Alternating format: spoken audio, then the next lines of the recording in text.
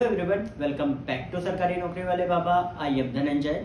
जितने भी हमारे स्टूडेंट जिनका ईएसआईसी, यूडीसी और एमटीएस का आपका एग्जाम है, मैं आपको बता दूं कि यूडीसी की जो आपकी एग्जाम डेट है वो आपकी आ चुकी है, ठीक है। और कहीं ना कहीं आपका एग्जाम 19 मार्च को आपका है। अगर हम बात करें यूडीसी और एमटीएस में, तो दोनों का सिलेबस आपका लगभग समान है। सिर्फ आपका डिफरेंस ये है कि ईएसआईसी एमटीएस का जो पेपर होगा एज कंपेयर टू यूडीसी आपका थोड़ा सा आसान आएगा। लेकिन आपको किस तरीके से एग्जाम में आपको क्वेश्चंस अटेम्प्ट करने हैं, क्योंकि ईएसआईसी, यूडीसी और एमटीएस दोनों में आपका जो स्पीड और एक्यूरेसी दो ही चीजों का आपका गेम है। क्योंकि जब आप प्री की कट ऑफ अगर आप देखोगे तो कहीं ना कहीं आपकी प्री की कट ऑफ ज्यादा जा रही है, तो इसका मतलब ये है कि पेपर आपका इजी आता है और आपको जितना ज्यादा से ज्यादा होना है अभी आपको स्पीड और अपनी एक्यूरेसी पर फोकस करना है। और आपको किस तरीके से एग्जाम में आपको पेपर अपना अटेम्प्ट करना है, अगर मैं अपनी पर्सनल अगर मैं बात आपको बताऊं कि मैं किस तरीके से अपना जो पेपर है ईएसआईसी यूडीसी का अटेम्प्ट करता, तो सबसे पहले अगर मैं कोशिश करता तो जो क्वांट और रीजनिंग आपकी होती है उसमें जितने भी स्टूडेंट होते हैं वो ज्यादा से ज्यादा स्कोर करते हैं, क्योंकि वो उनका स्ट्रॉन्ग सब्जेक्ट होता है और कहीं ना कहीं आपको उसमें बिल्कुल भी गलती नहीं करनी होती है। तो अगर मैं स्टार्ट करता तो मैं क्वांट को लगभग 20 मिनट का टाइम देता, 20 से 22 मिनट का। अगर मैं बात करूं रीजनिंग की तो लगभग 17 से 18 मिनट का मैं आपका रीजनिंग में आपका टाइम देता, और उसके बाद इंग्लिश में आपका 8 से 10 मिनट का और जीके में आपका 5 मिनट का।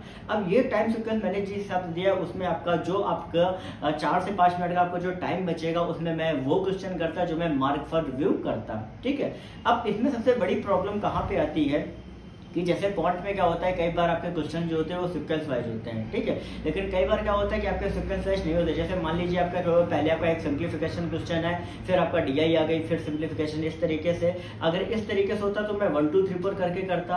अगर आपका क्वेश्चन ये आ जाता कि भाई पहले आपको सीक्वेंस वाइज पूरा दिया गया है, फिर आपको डीआई दी गई है, ठीक है, तो इस तरीके से अगर आपका आता है तो मैं सबसे पहले जो इजी क्वेश्चन है वो सबसे पहले मैं अटेम्प्ट कर लेता और उसके बाद फिर मैं सीधा डीआई पे जंप करता, क्योंकि डीआई जो आपकी आती है वो कहीं ना कहीं आपकी इजी रहती है बट लेकिन कैलकुलेटिव रहती है।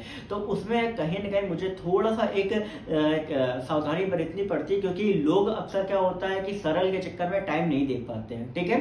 अगर इसी पे मैं बात करूं रीजनिंग पे, तो रीजनिंग में सबसे पहले मैं क्या करता कि मैं जो भी आपका जो पजल और सेटिंग अरेंजमेंट के आपके क्वेश्चन है वो मैं सबसे लास्ट में करता, सबसे लास्ट इन द सेंस जो रीजनिंग का टाइम है उसके लास्ट में, और बाकी जो क्वेश्चन है वो पहले मैं अटेम्प्ट करता, क्योंकि जो इजी क्वेश्चन है वो पहले ही आपको अटेम्प्ट करने हैं, जिससे आपको ये ना हो कि इजी क्वेश्चन आपके छूट जाए जो आप जो बाकी जो क्वेश्चन है उनके चक्कर में, ठीक है। क्योंकि ये पजल और सेटिंग अरेंजमेंट आपका बहुत ज्यादा टाइम जो होती है वो आपका ले लेती है। इसी वजह से मैं बार बार आपसे कहता हूं कि आप सेक्शनल टेस्ट लगाइए और इन सब क्वेश्चंस की ज्यादा से ज्यादा प्रैक्टिस करें कि एग्जाम में उतना टाइम आपका कंज्यूम ना हो सके। अगर मैं बात करूं आपका इंग्लिश में, तो इंग्लिश में सबसे ज्यादा जो टाइम टेकिंग होता है वो आपका होता है रीडिंग कंप्रहेंशन। और आपने अगर अभी मॉक आप लगा रहे होगे तो कहीं ना कहीं आपको ये सारी चीजें समझ में आ रही होंगी कि आपका जो टाइम है वो सबसे ज्यादा किस में लग रहा है। जब आप मॉक का एनालिसिस में अगर आप जाओगे तो वहां पे आपको टाइम दिखाई देता है कि किस क्वेश्चन पे आपने क्या टाइम, कितना टाइम दिया है, और उसी आपको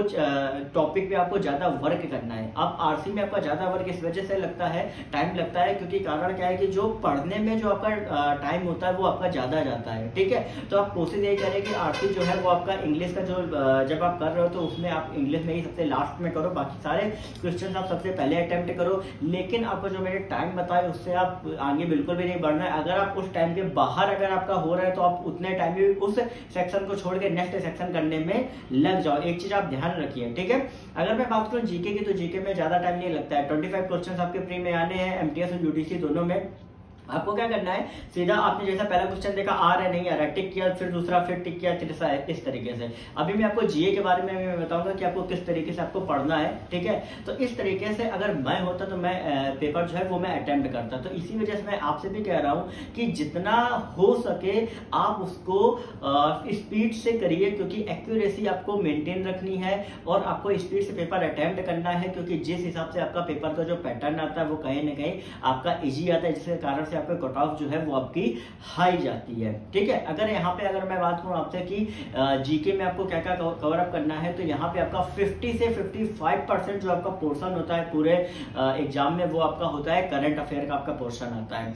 अब करंट अफेयर के पोर्शन में आपको क्या क्या चीजें पढ़नी, तो मैं आपको बता दूं कि यहाँ पे आपको अफेयर क्लाउड से आपको हर मंथ की आपको एक पीडीएफ मिल जाएगी करंट अफेयर की, जो कि इस टाइम में इन 10 दिनों में आपको बहुत ही ज्यादा हेल्प करेगी। और साथ ही साथ वहां पे आपका ईएसआईसी यूडीसी के प्रीवियस ईयर के आपके क्वेश्चंस भी मिल जाएंगे। मैंने लिंक जो है वो डिस्क्रिप्शन में दे दी गई है। ठीक है, तो वो एक बार आप जरूर देख लीजिएगा कि वो काफी आपके लिए हेल्पफुल रहेंगे। साथ ही साथ फरवरी में जो आपका बजट आया तो उसमें आपका क्या क्या किस किस सेक्शन को कितना आपका अमाउंट एलोकेट किया था, ये सारी चीजें क्या क्या आपके पॉइंट्स मेन रहे थे, वो सारी चीजें आप एक बार अच्छे से पढ़ लीजिएगा। ठीक है, अगर इसके बाद अगर हम जीके में बात करें तो लगभग आपका उसके बाद स्टैटिक का एक पोर्शन आता है जो कि आपका लगभग 35% तक आपका रहता है। और इसके अलावा जो आपका होता है वो बैंकिंग से रिलेटेड आता है, क्योंकि ईएसआईसी जो है वो आपके इंश्योरेंस से रिलेटेड जॉब होती है, तो बैंकिंग से रिलेटेड आपके क्वेश्चन आते हैं। अगर आपने अभी क्लर्क या पीओ का अगर आपने एग्जाम दिया होगा तो कहीं ना कहीं आपने बैंकिंग अवेयरनेस के बारे में पढ़ा होगा। अगर आपने नहीं पढ़ा है फिर भी वहां पे आपको प्रिसाइसली अफेयर क्लाउड में पीडीएफ जो है वो वहां पे मिल जाएगी। अब इसके बाद अगर हम बात करते हैं कि इसके अलावा इस स्टैटिक जीके में आपके क्या क्या क्वेश्चन आते हैं, तो उसके लिए आप एक काम कर सकते हो, आप अड्डा में क्लासेस चलती है, अड्डा 24/7 में, तो वो आप एक बार देख सकते हो। नहीं है तो लूसेंट को आप देख सकते हो, लेकिन लूसेंट को किस तरीके से देखना है मैं आपको बता दे रहा हूँ कि कौन कौन से क्वेश्चन किस टाइप के आपको देखने होते हैं। जैसे आपका एक जो क्वेश्चन होता है, जैसे मान लो कि आपका कौन सा शहर जो है वो किस नदी के किनारे बसा हुआ है। ठीक है, आपका जैसे मान लो ब्रह्मपुत्र है, उसको चाइना में आपको क्या कहते हैं। ठीक है, तो इस तरीके से आपके क्वेश्चन जो है वो आपको जैसे करेंसी से हो गया, कैपिटल से आपका हो गया। ठीक है, और जो आपके नेशनल रिजर्व पार्क है वो आपके कौन कौन से हैं, कहाँ पे हैं, फिर आपका डे आपका कौन कौन सा होता है, क्रिकेट में आपको कौन कौन, क्रिकेट या किसी भी और उसमें आपका क्या क्या चीजें हैं, और बाकी आपका G20 समिट और आपका ओलंपिक नेक्स्ट कहाँ पे होना है, ये सारे क्वेश्चन जो है वो आपको पढ़ने हैं एक तरीके से। ठीक है, बाकी मैंने लूसेंट में भी आपको ऊपर का पढ़ना है, ज्यादा डीपली मत पढ़िएगा, आपके पास बिल्कुल ज्यादा टाइम नहीं है। जिन्होंने लूसेंट पढ़ रखी वो रिवाइज एक दो बार जरूर कर लीजिएगा। ठीक है, तो इतना जो पोर्शन वो आपको कहीं ना कहीं जीके में पढ़ना है। अगर इसके अलावा अगर आपको कुछ पूछना है, डाउट है, आप कमेंट सेक्शन में लिख के पूछ सकते हैं। बाकी टेलीग्राम में आप ग्रुप ज्वाइन करिए, वहाँ पे बहुत से ऐसे स्टूडेंट है जो कहीं ना कहीं बहुत सी ऐसी चीजें जो आपस में एक दूसरे से शेयर करते हैं और कहीं ना कहीं गाइडेंस भी उनको मिलता है, तो प्लीज उसको ज्वाइन करिए। लिंक भी उसका डिस्क्रिप्शन में दिया गया है।